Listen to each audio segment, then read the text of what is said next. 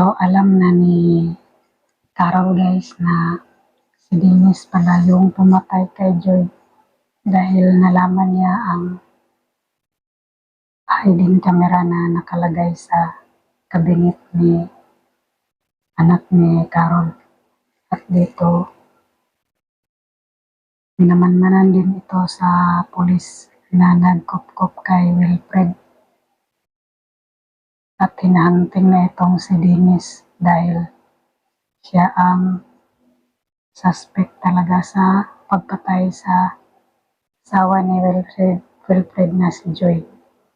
So ngayon guys ay nanganganib ang buhay ni Carol dahil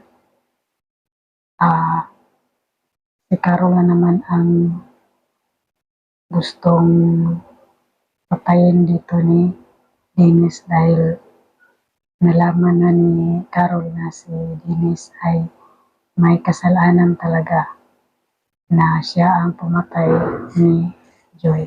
So yun lang guys. Thank you so much for watching.